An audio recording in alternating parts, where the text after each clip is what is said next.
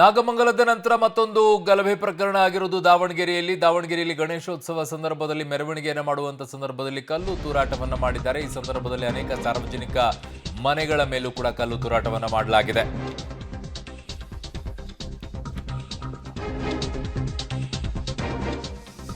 ಈ ಕಲ್ಲು ತೂರಾಟ ಯಾರು ಮಾಡಿದ್ದಾರೆ? ಆ ಸಮಿತಿಯ 8 ಜನರನ್ನ ಮತ್ತು ಅನ್ಯ ಕೋಮಿನ 10 ಜನರನ್ನ ಬಂಧಿಸಲಾಗಿದೆ. ಅನ್ಯ ಕೋಮು ಅಂತಂದ್ರೆ ಮುಸ್ಲಿಮರನ್ನ, 2 ಕೋಮಿನ 18 ಜನರಿಗೆ ಈಗ 14 ದಿನ ನ್ಯಾಯಾಂಗ ಬಂಧನ. ಹಿಂದೂ ಮುಸ್ಲಿಮರ 18 ಜನರಿಗೆ 14 ದಿನ ನ್ಯಾಯಾಂಗ ಬಂಧನ ವಿಧಿಸಲಾಗಿದೆ. ಆರೋಪಿಗಳನ್ನ ನ್ಯಾಯಾಧೀಶರ ಮುಂದೆ ಹಾಜರುಪಡಿಸಿದ್ರು ಪೊಲೀಸರು.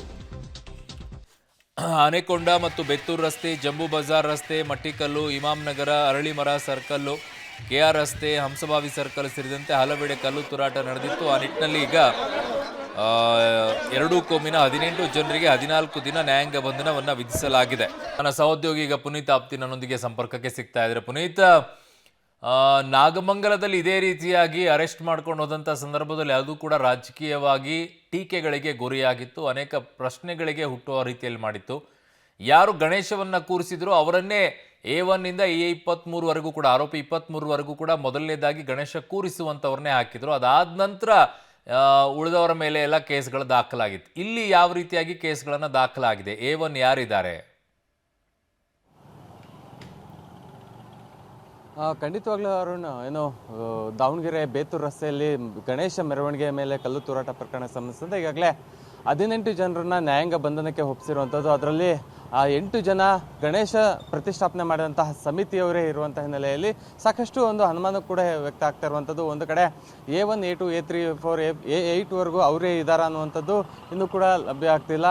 ಆದರೆ ನಾಗಮಂಗಲದಲ್ಲೂ ಕೂಡ ಇದೇ ರೀತಿಯಾದಂತಹ ಒಂದು ರಾಜಕೀಯ ನಡೀತು. A1 ಇಂದ A8ವರೆಗೂ ಕೂಡ ಗಣೇಶ ಪ್ರತಿಷ್ಠಾಪನೆ ಮಾಡಿದಂತಹ ಸಮಿತಿಯವರೇ ಇದ್ದರು.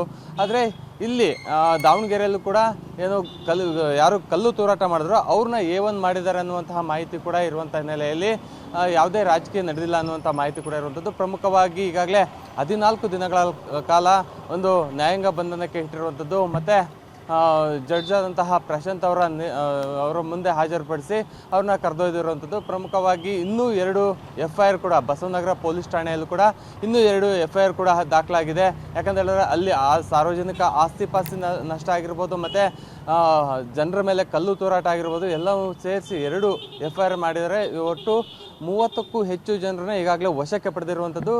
ಸದ್ಯ 18 ಜನರನ್ನ ನ್ಯಾಯಾಂಗ ಬಂಧನಕ್ಕೆ ಒಪ್ಪಿಸಿರುವಂಥದ್ದು. ಅರುಣ್, ಓಕೆ ಪುನೀತ್, ನಿಮ್ಮೆಲ್ಲ ಮಾಹಿತಿಗೆ ಧನ್ಯವಾದಗಳು.